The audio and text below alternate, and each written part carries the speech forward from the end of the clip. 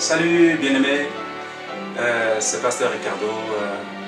Je viens vers vous aujourd'hui pour vous apporter une parole, une petite exhortation. Nous allons simplement partager la parole ensemble et je crois que nous allons passer des bons moments, des moments formidables dans la présence du Saint-Esprit. Vraiment, je demande que vous puissiez en fait être attentifs. Et je vais vraiment parler de l'appel de Dieu dans la vie de l'homme. L'appel de Dieu dans la vie de l'homme, c'est quelque chose de très, très important. Et la Bible parle d'un homme qui a été appelé par l'Éternel, qui s'appelle Saul.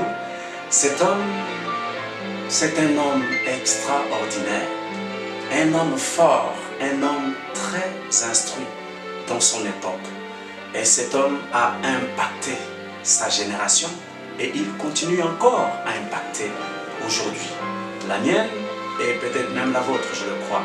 Alors que Saul était sur le chemin de Damas pour aller faire le travail que les sacrificateurs de l'époque l'envoyèrent à faire, c'est-à-dire aller arrêter les disciples de Jésus-Christ et les apôtres, l'apôtre Paul va partir pour faire cette œuvre.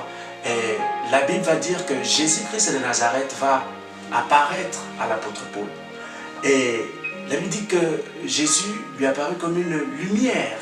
Et cette lumière a aveuglé en fait l'apôtre Paul. Il est tombé à terre et il va entendre une voix qui va dire « Mais Saul, Saul, pourquoi me persécutes-tu » L'apôtre Paul va dire, qui s'appelait Saul à l'époque, va dire, mais Seigneur, qui es-tu? Et Jésus va dire, je suis Jésus-Christ, que tu persécutes. Alors, l'apôtre Paul va répondre à Jésus, Seigneur, que veux-tu que je fasse? Christ va lui dire, va dans la ville, va dans la ville. Et dans la ville, on te dira ce que tu dois faire. Et l'apôtre Paul, sans hésiter, va partir, mais Paul n'ira pas tout seul parce qu'il va partir dans la ville avec les personnes qui étaient avec lui.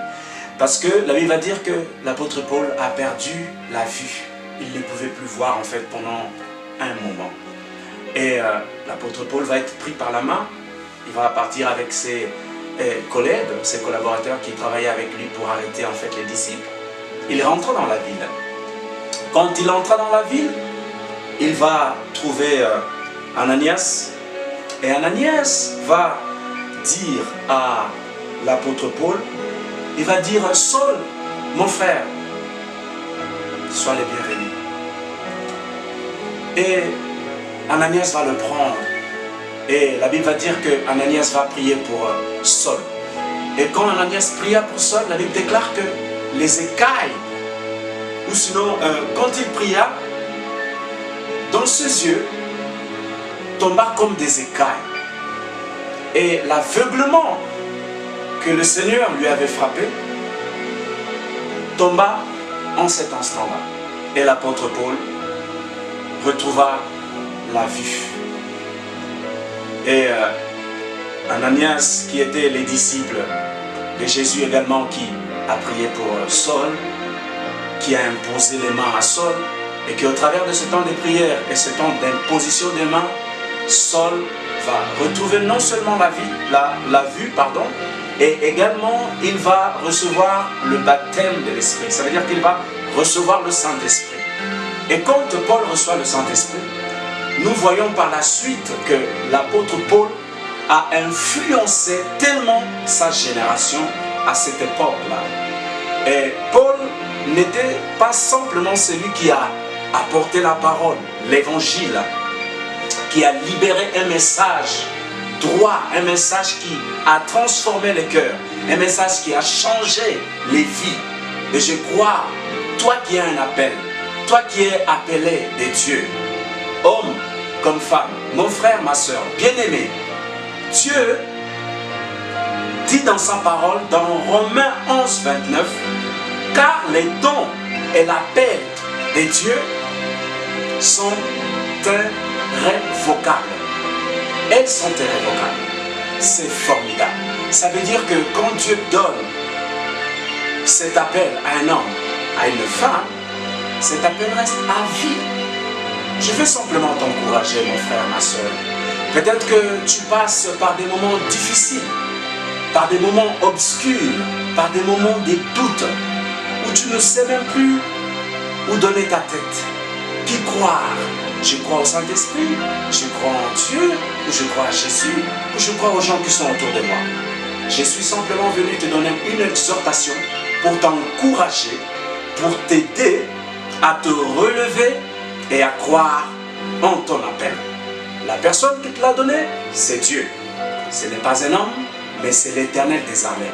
La Bible va dire plus loin dans un passage que l'Éternel, quand il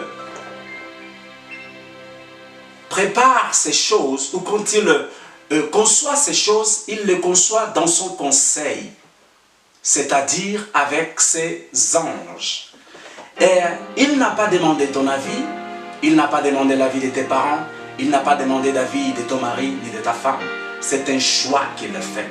Et la Bible va dire plus loin que je te connaissais dans le livre de Jérémie avant que tu sois dans le ventre de ta mère. Et Dieu te connaissait avant que tu sois né. Ça veut dire que dans la dimension de l'esprit, Dieu avait prévu des choses pour toi. Et je t'encourage, mon frère, ma soeur, bien-aimé en Christ, que cette petite exhortation puisse vraiment vous aider à vous réactiver, à rebondir, à répartir, à renouveler quelque chose avec Dieu. Demandez un rafraîchissement à Dieu. Demandez quelque chose de nouveau. Peut-être que vous ne savez plus comment faire, mais Dieu vous dit, je suis vivant, je ne suis pas mort. Et Dieu va rajouter qu'il n'est pas Dieu des morts, il est Dieu des vivants. Et si tu es un homme vivant en Christ, Dieu t'appelle à te relever. Dieu t'appelle à te fortifier. Dieu t'appelle à faire ce qu'il t'a dit de faire. Bien-aimé, ne doute pas. L'Éternel est tellement grand, est tellement puissant, que quand il décide de te donner son plan parfait, il le fait parfaitement. La provision, il te le donnera. L'endroit, il te le donnera. Comment? Dieu le sait, mais il va te le révéler également. Alors je t'encourage, mon frère, ma soeur, toi qui as un appel, toi qui as l'appelé de Dieu, toi qui as un mandat dans ta vie, dans ton esprit, je t'encourage véritablement, vraiment à y croire par la foi. Parce que la foi vient de ce qu'on entend. Ce qu'on entend vient de la parole de Dieu. La parole de Dieu est vivante. Elle est très efficace. Alléluia. Dieu est merveilleux. Alors que nous avons passé ces petits moments ensemble, je vais demander à Dieu de vous éclairer, de vous aider à retrouver le chemin, le cap, dans le nom puissant de Jésus. Père, merci pour cette exhortation. Seigneur, je te bénis parce que tu es merveilleux et glorieux. Seigneur, tu es celui qui appelle les hommes et les femmes choisis par toi. Seigneur, tu m'as mandaté de envoyer ce message sur YouTube pour que certaines personnes soient touchées et bénies. Père, je crois en toi et je crois en ces personnes que tu appelles. Je crois en ces personnes que tu as mises ton appel dans leur vie. Seigneur, j'ai pris que tu les bénisses. J'ai pris que tu les relèves. J'ai pris que tu les éclaires. J'ai pris dans le nom puissant de Jésus-Christ de Nazareth que tu viennes éclairer un cœur, que tu viennes mettre les choses au clair, alléluia, par rapport à leur appel.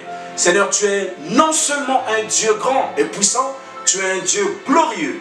Alors que mon frère et ma soeur se posent tellement de questions, Père, je prie dans le nom puissant de Jésus, que ces questions qui viennent troubler, Seigneur au Père, sa conscience, qui viennent troubler son esprit, même ses sommeils concernant son appel, je les chasse au nom puissant de Jésus et j'appelle la lumière de Christ dans leur vie. Alléluia. Seigneur, tu es béni, tu es merveilleux, tu es glorieux. Je te rends grâce, Seigneur, mon frère, que l'Éternel te bénisse, que l'Éternel te remplisse, que l'Éternel t'éclaire, que l'Éternel puisse davantage marcher avec toi main dans la main. Alors que je suis dans la fin de ce temps, vraiment, Que tu sois béni, que le nom de l'Éternel soit glorifié dans ta vie. Ainsi soit-il, dans le nom puissant de Jésus-Christ de Nazareth, nous avons ainsi prié. Amen. Et bye bye, à la prochaine.